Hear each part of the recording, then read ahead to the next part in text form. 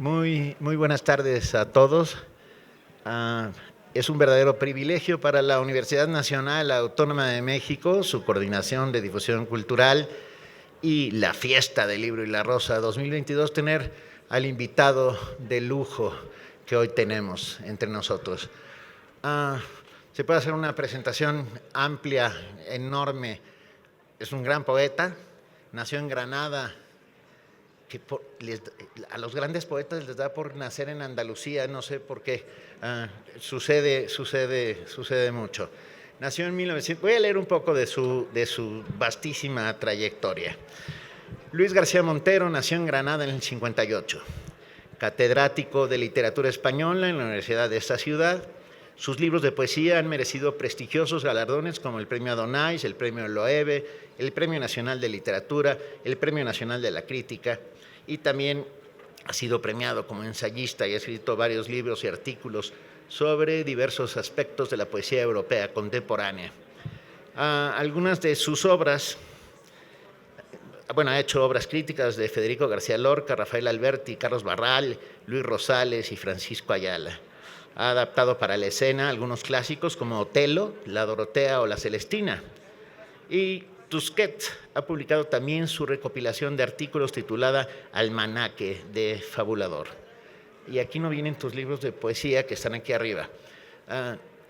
Poesía, 1980-2005, que es este maravilloso libro que tengo en las manos, que es una antología del 80 hasta el 2005, editado por Tusquets. Poemas de Tristia del 82, El Jardín Extranjero del 83, Diario Cómplice del 87, Las Flores del Frío del 91, Habitaciones Separadas del 94, Completamente Viernes del 98, La Intimidad de la Serpiente del 2001 y además del 94 a 2005, más algunos otros que ya no vienen en esta fábrica. Además de todo, Luis García Montero es director del Instituto Cervantes. Podría yo decir muchas cosas. Puedo decir, y me atrevo a decirlo, que es el mejor poeta de mi generación. Y lo digo sin dudarlo, ni un instante.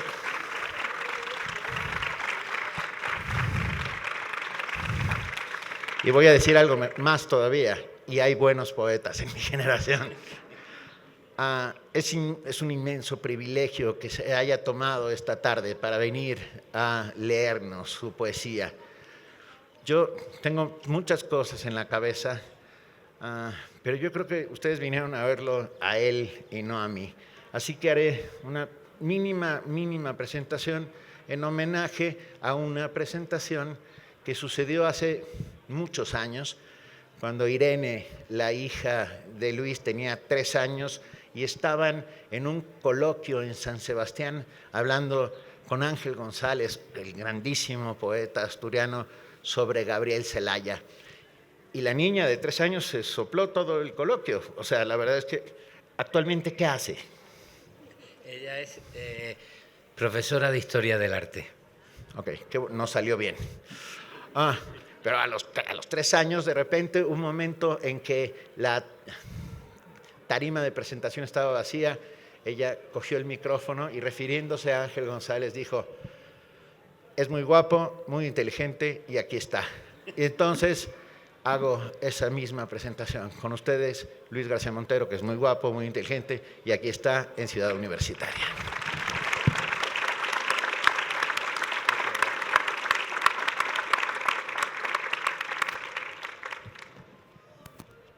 Se me ha olvidado preguntarte, Benito, antes de empezar, ¿cómo qué tiempo de lectura hago? ¿Abrimos después un coloquio o cómo lo hacemos? Lees, pregunto, lees, preguntan. Vale. Y lees. Y porque les tengo una sorpresa, que John nos va a leer algún poema inédito el día de hoy. Por primera vez he escuchado en México. ¿Con qué empezamos, Luis? Pues hablando en la comida, me has comentado que empezara con un poema que le dediqué a mi madre. Pues se lo dedico a mi madre y a Benito, que como habéis podido comprobar, Es muy buen amigo, un amigo muy, muy generoso. Y es verdad que en las presentaciones no se deben creer mucho y sobre todo cuando viene de un amigo como Benito. Pero yo estoy muy agradecido y cumplo la conversación y la petición que me hizo de empezar con un poema que le dediqué a mi madre. Mi madre nació en 1936, el año de la Guerra Civil, y representa lo que supuso, a mi modo de ver, la dictadura para las mujeres y la guerra civil para las mujeres, que pagaron doblemente, primero por la falta de libertad general y después por el sometimiento que tuvieron. Ella estaba estudiando filosofía, se enamoró de mi padre, un joven militar, se casó con él, tuvo 6 hijos seguidos, nos cuidó a todos y dejó de estudiar, estaba especializándose en francés y en este poema yo le prometí que intentaría que cumpliese el sueño que ella tuvo, que fue visitar París, conocer París, la ciudad que le gustaba. Tengo que decir, y en el poema se nota, que la persona con la que más he discutido en mi vida es con mi madre. Mi madre era una señora muy conservadora, con una idea de la vida muy conservadora, con una idea de sus tareas muy conservadoras, y discutíamos mucho. Pero al final escribí el poema para decirle que en medio de todas las diferencias, el amor es lo importante y yo sería muy injusto si no reconociese el amor que encerró en todos los sacrificios que hizo para cuidarme a mí y cuidar a mis hermanos. Es un poco el sentido del poema, aparte de bueno, recordar pues todas las regañinas que teníamos y sus consejos de no te metas en política, cómo vas con esas fulanas, cosas de ese tipo, ¿no? Madre, dentro de nada, cuando me den permiso las fieras de mi tiempo, cumpliré una palabra que nunca me pediste. Te llevaré a París. Porque tal vez entonces, en los Campos Elíseos o en las aguas del Sena, con Notre Dame al fondo o con la Torre Eiffel, veré de nuevo el brillo más joven de tus ojos, la luz adolescente que baja del tranvía con bolsas y comercios y saludos y poco más de 20 años. Hoy te recuerdo así, como los días sin colegio, bandera hermosa de un país difícil, lluvia delgada de los sábados. Nunca guardaste mucho para ti, ni siquiera una noche, una ciudad o un viaje. Tu tiempo se sentaba en nuestra mesa y había que partirlo, como el pan, entre tus hijos y tu miedo. 6 veces el temor a que la enfermedad, el vicio o la desgracia se quisieran sentar en nuestra mesa. No vayas a salir. ¿A dónde vas ahora? Hay que tener cuidado con las mujeres y las carreteras. Deja ya la política. Y sin embargo, lo que no te atrevías a pedir duerme en el corazón de cada uno. Porque el amor se hereda como un abrigo sin botones. Y a mí me gustaría acompañarte por los pasillos del museo más obediente y repeinado para encontrar en la Gioconda el sueño y la sonrisa de un carné de familia numerosa. Te llevaré a París o a la ciudad que duerme en las tazas de té de tus meriendas, con tu cristalería de familia burguesa y más aspiraciones que dinero, con tus dientes manchados de carmín, con tus estudios de filosofía y letras. Je m'appelle Elisa, j'ai cherché la lune, la mer, la vie, la pluie, mon cœur, y todo se interrumpe. Solo somos injustos de verdad cuando sabemos que el amor no pasará factura. Pero el río sin agua también puede llegar a desbordarse y a tu lado me busca esta vieja nostalgia de ser bueno, de no ser yo, de conocer al hijo que mereces. Te llevaré a París. En mi recuerdo has aprendido algo de lo que te olvidaste en la vida. pedir por ti, andar por tus ciudades. Bueno. Bravo.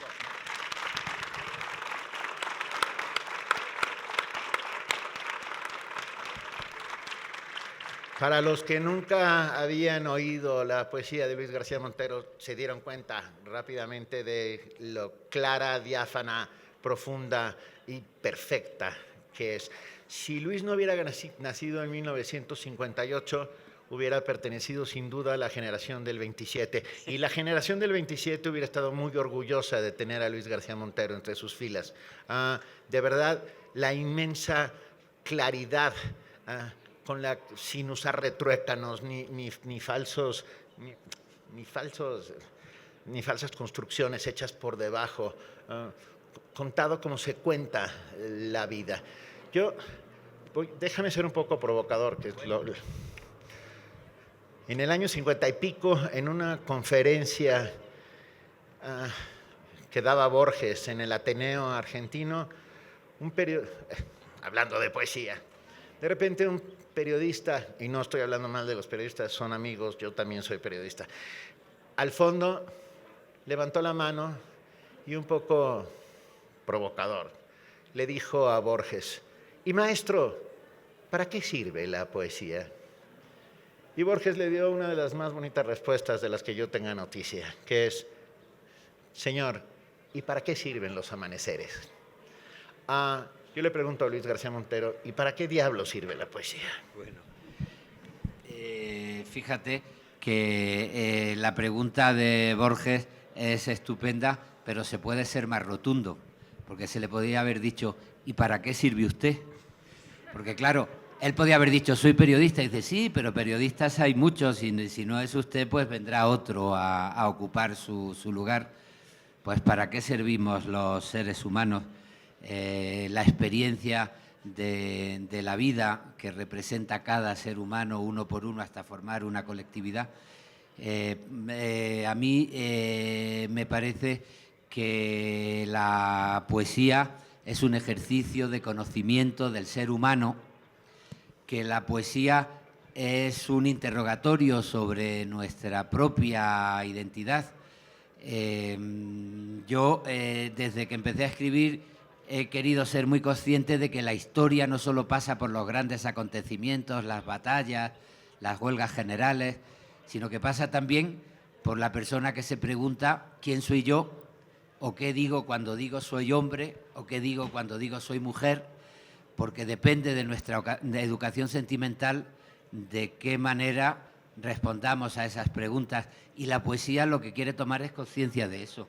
Es una manera de plantearse en conciencia qué es uno y de intentar hacerse dueño con honestidad de las propias respuestas y opiniones, más allá de las corrientes muy superfluas que van de bulo en bulo, o de moda en moda, o de corriente en corriente, ¿no? Cuando yo empecé a escribir en España era común un debate que se ha repetido a lo largo del tiempo. El mundo es muy utilitario. Tú decías que ¿por qué en Andalucía nacen los poetas? Yo estoy recordando una conversación en la Feria del Libro de Guadalajara con José Emilio, donde él me dijo: ¿tú sabes por qué en México y en Andalucía nacen tantos poetas? Y bueno, dice: porque hemos tenido la desgracia de haber quedado al margen de los desarrollos industriales que han enriquecido mucho. Nosotros somos sociedades pobres, pero no se ha impuesto la mentalidad utilitaria, positivista, de creer que lo único importante es el beneficio económico y que la única utilidad es la producción económica. Algo de razón tenía José Emilio. En Andalucía no se impuso nunca la ideología positivista de la sociedad industrial a partir del siglo XIX. Y eso hizo que se mirara a la realidad de una manera distinta, más allá del simple utilitarismo. Bueno, ese utilitarismo tan fuerte de la sociedad industrial pues hizo que buena parte de la poesía quisiera cantar la inutilidad. Frente al utilitarismo, la inutilidad. la inutilidad de la vida bohemia, de la bagatela, del esteticismo, de utilizar un lenguaje que no es el lenguaje de la gente, sino un lenguaje propio de poetas que no buscan el negocio ni la utilidad. Yo recuerdo una broma estupenda de Federico García Lorca, que recitando el estupendo poema de Rubén Darío, El responso a Verlaine, cuando llegaba al verso que púberes canéforas te ofrenden el acanto, decía, ¡qué maravilla! Solo se entiende el qué. Bueno, los poetas hemos caído a veces en la tentación de reivindicar lo que no se entiende y la inutilidad para meternos con el utilitarismo. A mí me pareció una apuesta más arraigada y más importante defender una idea distinta de utilidad. La idea de la reivindicación de la dignidad humana y del conocimiento de las respuestas de qué digo cuando digo soy yo, cuando digo soy hombre, cuando digo soy mujer. Y para mí esa es la utilidad de la poesía, y por eso me hubiera atrevido a decirle al señor que preguntaba, bueno, ¿y usted para qué es útil? Hubiera dicho, bueno, yo es que soy periodista, bueno, pero aparte periodista, yo soy persona. ¿Se ha preguntado usted qué significa en este momento ser persona? Pues a eso se dedica la poesía. ¡Qué maravilla! ¡Bravo!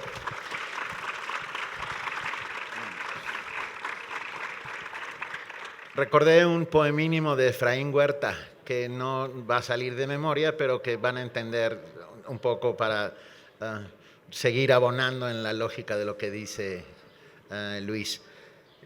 Efraín Huerta dice, me enorgullece muchísimo decir primeramente que soy un buen poeta de segunda del tercer mundo. Este juego de palabras que parece puramente retórico habla de eso que dice Luis, de cómo somos y de qué estamos hechos. La poesía es el alambique de las palabras, de alguna u otra manera, ¿no?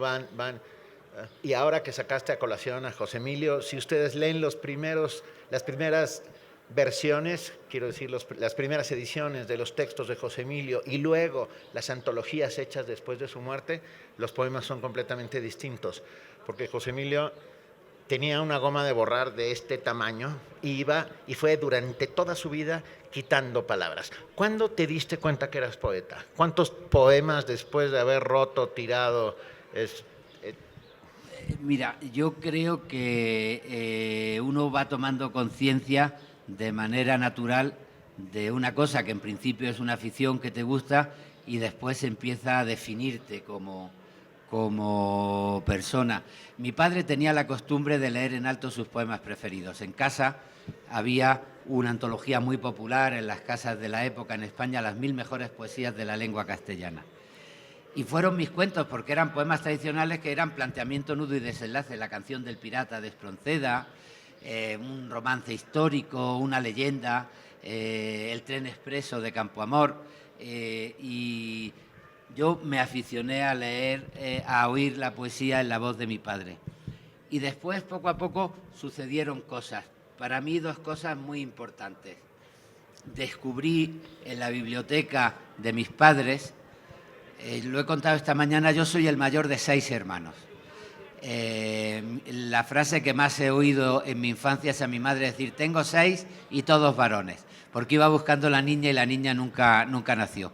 Y éramos muy brutos, lo rompíamos todo, y entonces en las familias de clase media de mi ciudad había la costumbre de cerrar una habitación que era el salón de las visitas, que servía para defender los muebles, las mesas, las sillas de la barbarie, de las travesuras de los hijos.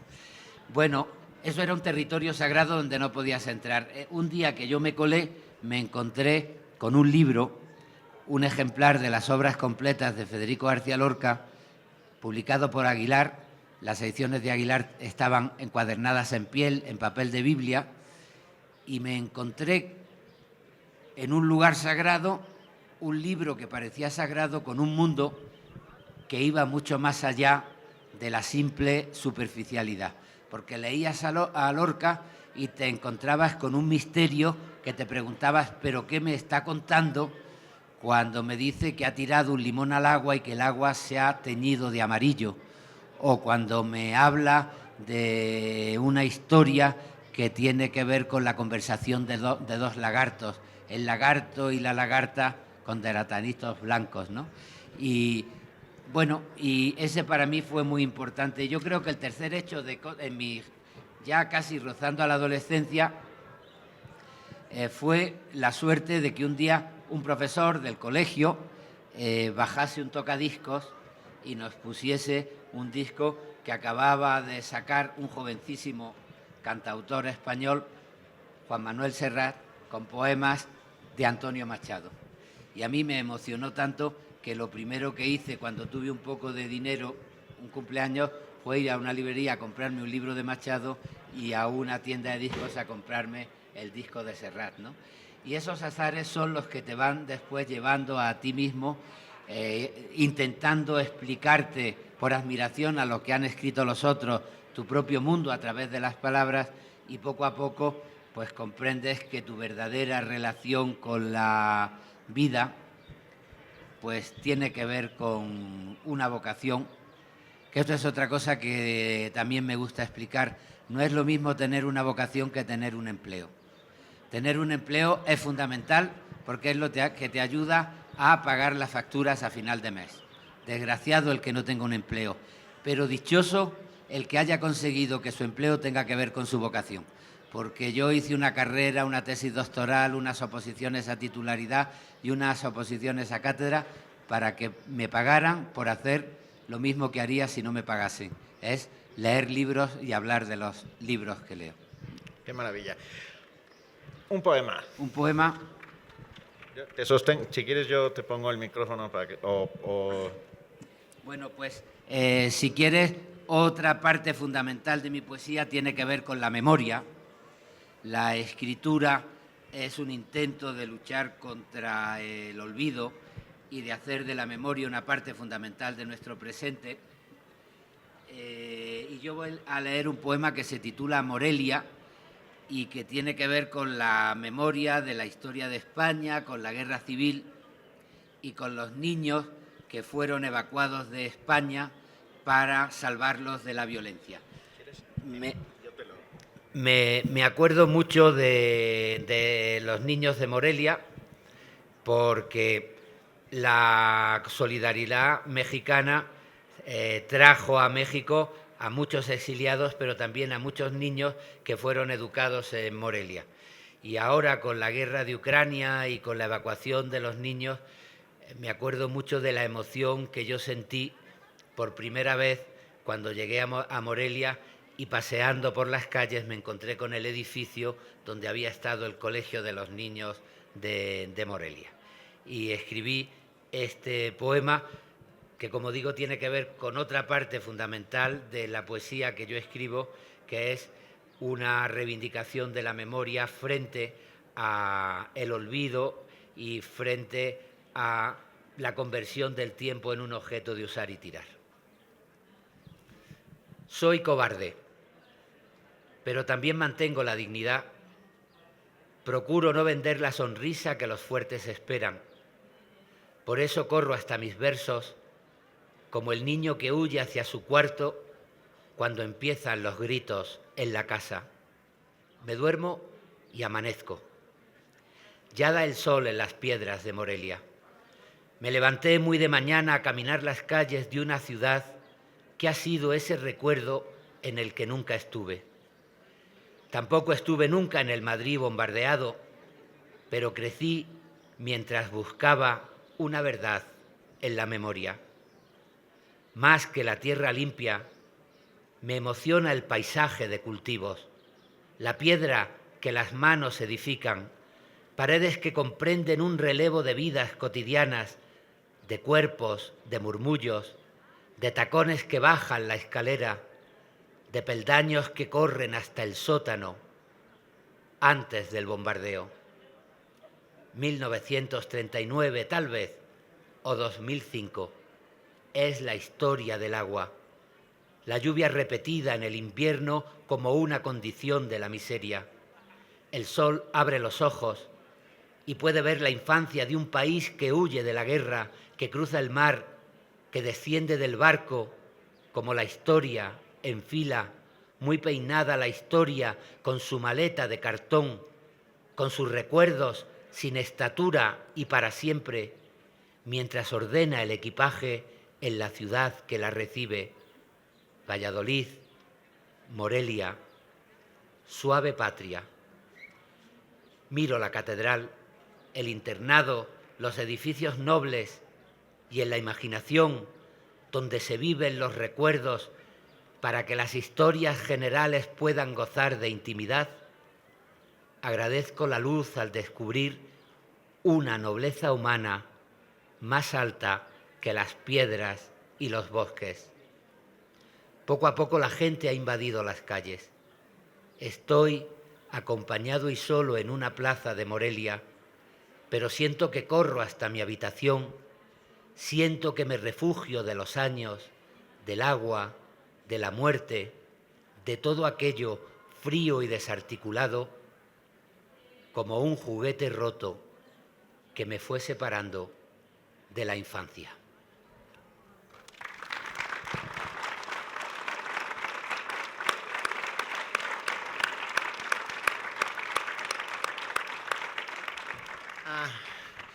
Después de 2 años de pesadilla, nos volvemos a encontrar en el sueño de una fiesta de libros y de lectores y las miradas cómplices de ustedes. Sin ustedes, nada de esto es posible. Sin lectores, nosotros no existiríamos. Seríamos solo un holograma. ¿Alguien quiere preguntar algo? Esta es su maravillosa oportunidad histórica. Venga. No. Bueno, está bien. Pues acabo de llegar y escuché los últimos versos de tu poema. Me parece que haces un homenaje al exilio español, que mucho nos enriqueció culturalmente aquí en México. Soy alumno de cursos extraordinarios en Filosofía y Letras con el doctor Gonzalo Celorio Blasco. Se llama precisamente Maestros del Exilio Español. Y además me parece maravilloso porque siento que haces un homenaje a la poesía mexicana con el término suave patria, que es una remembranza inmediata a Ramón López Velarde. Muchas gracias, felicidades. Venga, muy bien. Mañana en este mismo espacio a las 5 de la tarde, a las 4 de la tarde, me van a regañar, a las 4 de la tarde haremos aquí mismo un homenaje a la queridísima Almudena Grandes. Luis y Almudena estuvieron juntos más de media vida y muchos de tus poemas están dedicados a ella. Los invitamos, estará la doctora Rosa Beltrán, Luis García Montero y yo mismo, si me soportan 2 días seguidos. Pero, a ver, otro poema. ¿Algo? Un poema de amor, que es otro de los temas que creo que nos reivindica el amor. Tengo algún poema inédito o algún poema de amor publicado. Leo un poema de amor y publicado y otro poema inédito. Bueno. Sí.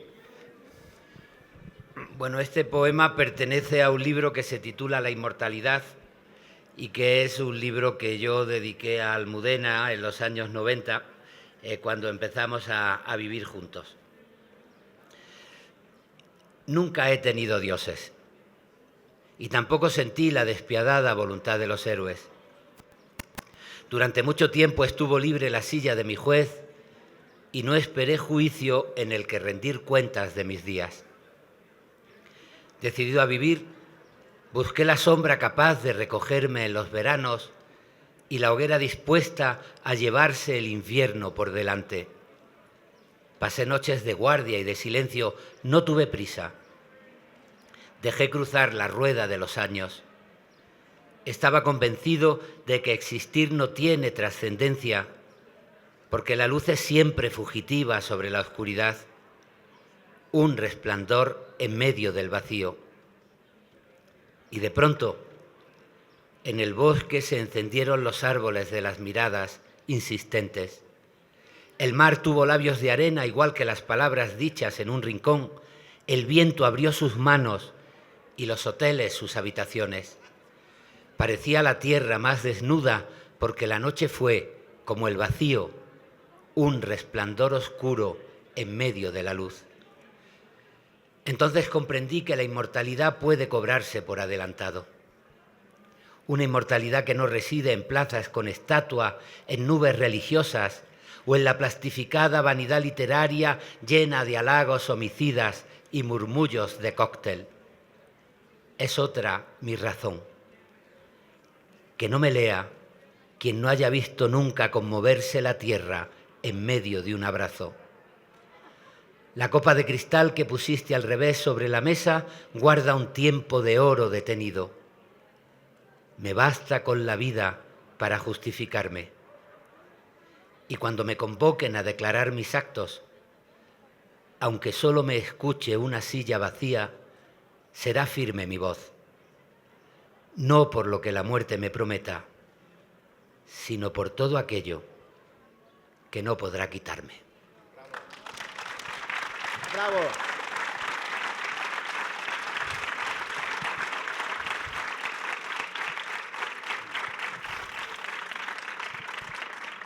Lo digo yo, pero estoy seguro que muchos lo piensan y no, a lo mejor algunos no se atreven a decirlo. Se agradece enormemente que leas también tu poesía, porque hay poetas a los cuales los oyes por primera vez y no los vuelves a leer nunca. O sea, se convierten en enemigos de sus propios textos. No voy a decir quiénes, pero parecen chopos de agua y cosas por el estilo. Gracias por esta claridad inmensa con la que... A ver, el inédito, anda, ¿no? Y ahora pasamos el micrófono para allá.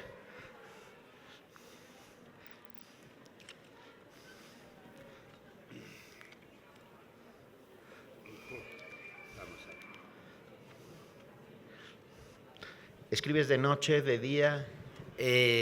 Suelo escribir en un cuaderno de noche y después corrijo y los paso a limpio al ordenador de día. Bueno, estamos en una maravillosa feria de libros y uno de los poemas, el libro último que he hecho es un libro con poemas que escribí durante la enfermedad de Almudena y después de su muerte. Y es un intento de negociar con la resistencia y con la vida a través de la poesía. Como estamos en una feria del libro, se me ocurre leer este poema que se titula Lectores y que tiene que ver con el hecho de entrar en la cama. Yo solía quedarme dormido muy pronto, pero me despertaba muy pronto también, y ella tardaba en dormirse, pero se despertaba más tarde. Y llegamos a una luz negociada que fue la de nuestras lamparillas en las mesitas de noche. No nos importaba nada que al despertarse el uno o al dormirse el otro encendiera la luz para leer. Y, bueno, lectores. También es el amor una luz negociada. Somos barcos nocturnos que fondean en esta habitación junto a una cama que parece un puerto. No me importa que tardes en apagar la luz si me quedo dormido en tu lectura. Un faro parpadea muy pegado a tu cuerpo para que Ulises pueda hacer justicia, mientras que Fortunata naufraga por las calles de Madrid y la esperanza se defiende con uñas y alegría en la ciencia ficción de cualquier puerto. Tampoco tú protestas si yo enciendo la luz antes de hora. Duermo poco. Digamos que a las 5 mi mesita de noche es una dársena donde hay carga y descarga de palabras que pasan a tu sueño. Por Nueva York camina Baudelaire, Federico en París, mientras Machado cruza y Cernuda nos habla de Galdós bajo el cielo de México. El amor es también una luz negociada. Me das tus sueños al vivir los míos, te doy mis sueños al guardar los tuyos, historias que se enlazan como cuerpos.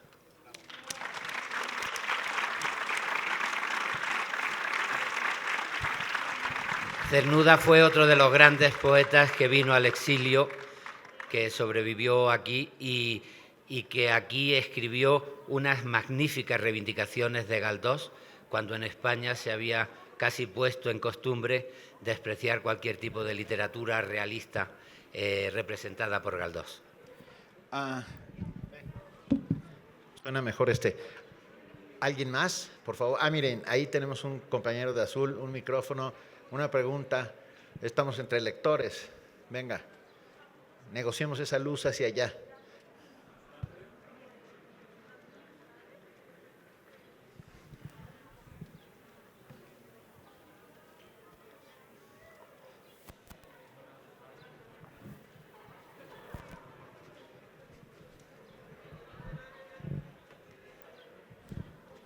Buenas tardes, yo creo que es un lujo estar frente a ustedes dos y más frente a Benito ahorita que lo tengo tan cerca, pero el maestro Luis García Montero, a quien admiro muchísimo. Bueno, mi pregunta es un poco para los dos, si es posible. Yo sé que tuvieron muchos amigos en común y escritores, y particularmente Benito ya mencionó uno de ellos, Ángel González. Quisiera saber si es posible que nos digan qué tan importante fue para ustedes como escritor y como amigo Ángel González. Grandísima pregunta. Luis. Ángel fue uno de los grandes poetas de la posguerra española. Ángel nació en 1925.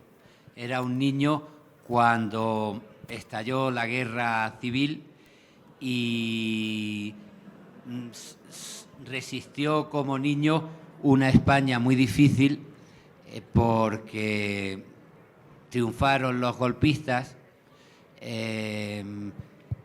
Un hermano de Ángel fue ejecutado, otro tuvo que salir al exilio y su madre y su hermana, que eran maestras, fueron depuradas y apartadas de magisterio, y bueno, tuvieron que aprender a sobrevivir. Convirtieron la casa familiar en una hospedería donde alquilaban habitaciones para sobrevivir. Y muchos de los huéspedes que llegaban en esos primeros años eran militares, o sea que tenían que ganarse la vida hospedando y tratando hospitalariamente a la gente que había asesinado a un hermano, que había echado a otro y que las había apartado a ellas de su derecho al trabajo en magisterio. Ángel, de niño,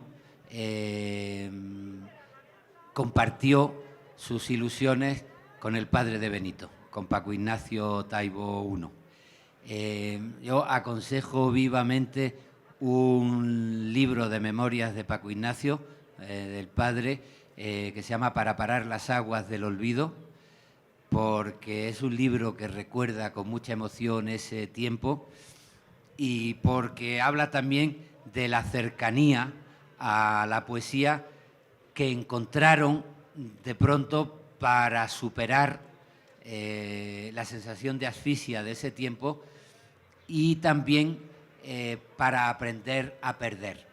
Una frase que me encanta a mí de Ángel era una que escribió, yo creo que en el prólogo a Para parar las aguas del olvido, dice, porque nosotros aprendimos a perder para no darnos por vencidos. Hay que tomarse eso en serio. Y a partir de ahí, bueno, el libro es estupendo, habla, entre otras cosas, de sus discusiones literarias, porque Ángel era muy defensor de Juan Ramón Jiménez y tu padre no podía ver a Juan Ramón Jiménez. Odiaba a Platero. Le odiaba a Platero y yo le pareció el libro repugnante. Bueno, se convirtió a partir de ahí en un poeta que reivindicó toda una tradición de poesía cívica, que conectó con Antonio Machado y que fue un punto de referencia fundamental para los jóvenes que estábamos empezando a escribir a final de los 70, a principios de los 80, cuando lo que dominaba era el gusto por el esteticismo y por las innovaciones formales y no por la reflexión por una poesía de conocimiento que intentase dignificar personalmente las palabras de la tribu, no la invención de una lengua para poetas, sino el tratamiento poético de las palabras de todos. Y fue una compañía fundamental para mí, Ángel González, y creo que es uno de los grandes poetas de la posguerra española. Y por pudor no lo dice, pero Luis tiene una maravillosa novela sobre la vida de Ángel González, que se me acaba de... Se llama Mañana no será Mañana lo que no Dios será. quiera. Claro. Porque en un momento hay una escena que a mí me gusta mucho. ¿Tenemos que ir acabando? No. Una escena que me gusta mucho. Hubo un momento en la República donde se perdió, los republicanos perdieron las elecciones y entró un gobierno muy de derecha que impuso una estética en la vida muy reaccionaria. Y bueno, el hermano salió por primera vez del exilio, salió por primera vez al exilio, pero de pronto en el 36 ganaron los progresistas, volvió a convocarse un acto popular en defensa de la libertad, iba Ángel del brazo, de la mano de su hermano mayor, al que después fusilaron, y se cruzaron con una profesora de francés del colegio de Ángel, y la profesora lo saludó y le dijo, bueno, hasta mañana si Dios quiere. Y el hermano le dijo, no, mañana ya no va a ser lo que Dios quiera. Y por eso le titulé a la novela Mañana no será lo que Dios quiera. Y es una verdadera joya. Yo puedo hablar durante una hora sobre el tema y no lo voy a hacer. Para que yo me llame Ángel González, para que mi ser pese sobre el suelo, hombres de todo mar y todo tiempo, y fértiles vientres de mujer y niños y más niños, violines estirándose indolentes en una noche densa de perfumes. Y ahí se los dejo. Otro poema, ¿no? Bueno.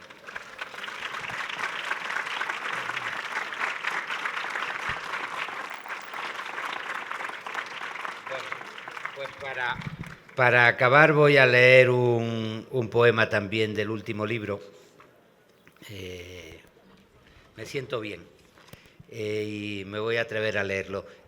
Me pediste que empezara con un poema que hablaba de mi madre, de los cuidados, y voy a terminar con otro poema que habla de los cuidados. Se llama 1 año y 3 meses porque fue el tiempo que pasó entre el diagnóstico que le descubrió el cáncer a Almudena hasta su muerte. 1 año y 3 meses. Como las narraciones de la lluvia o los cuadernos de bitácora, tuvo la enfermedad sus argumentos. No me quejo de nada.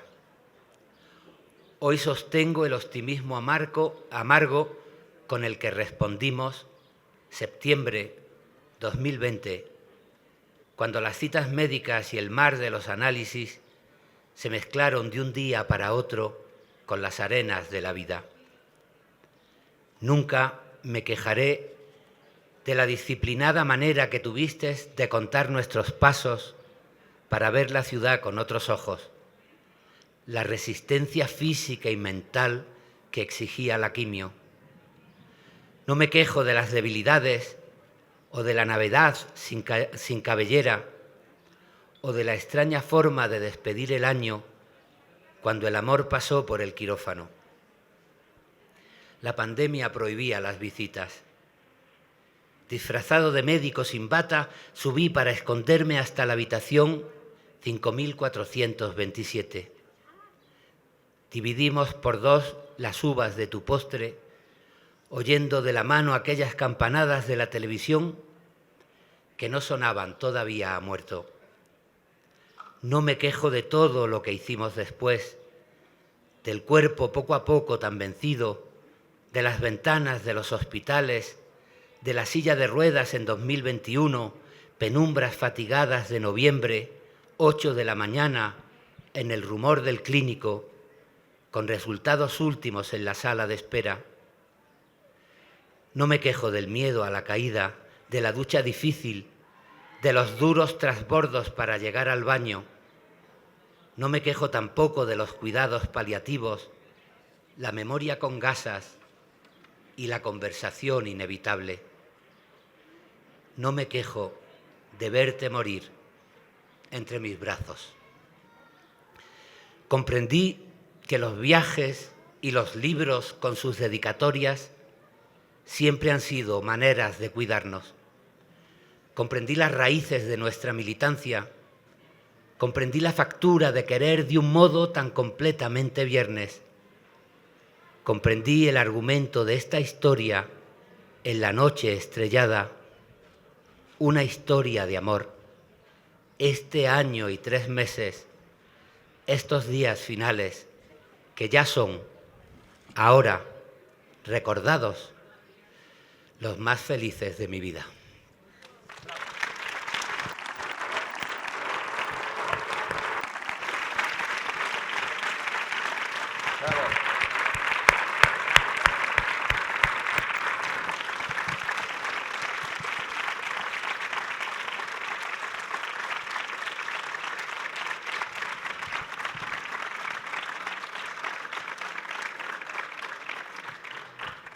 ¿Y para qué sirve la poesía?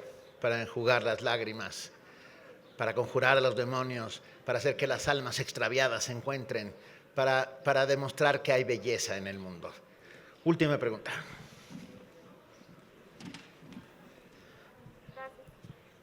Mi nombre es Diana Laura Tejeda.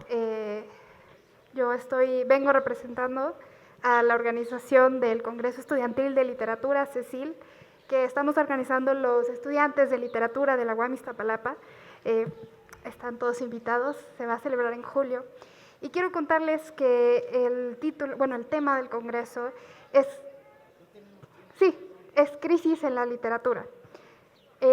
Y yo al acabar de escuchar este poema, así sentí. Ha sido la definición más exacta en mucho tiempo que he tenido del tema de crisis en la literatura. Entonces mi pregunta va enfocada y encaminada, ¿cómo usted vive la crisis en sus textos? ¿Le ha ayudado a escribir, a enfrentar las crisis personales? O, vaya.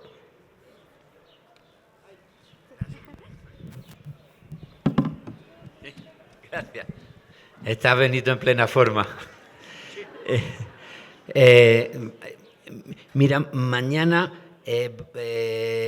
vamos a hacerle un homenaje, el Instituto Cervantes, a una poeta que se llama Carmen Castellote, que era una niña de la guerra evacuada,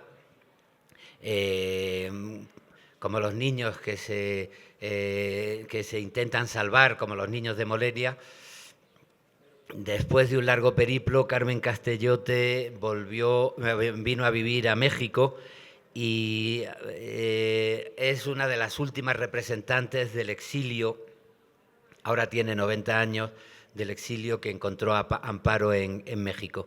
Y ella, después de un largo periplo por Europa,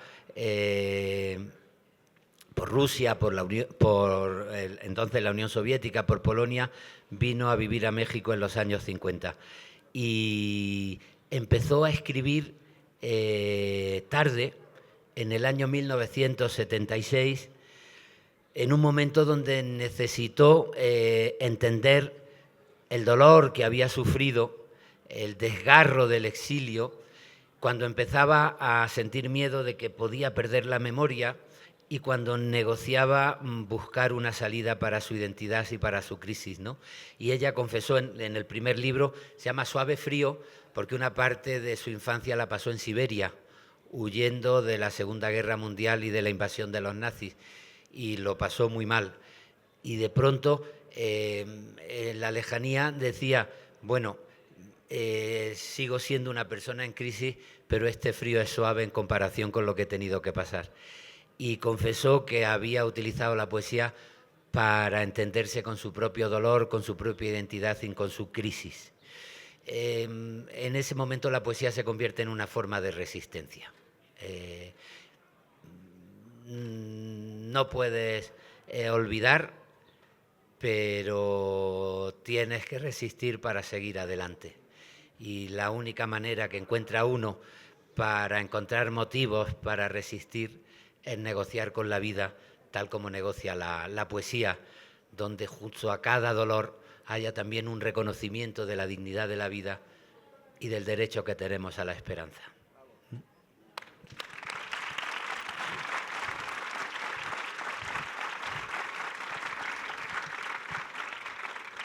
Ahí hay una carpa blanca, como la del Shake de Rodolfo Valentino, en donde Luis estará firmando los textos que ustedes quieran.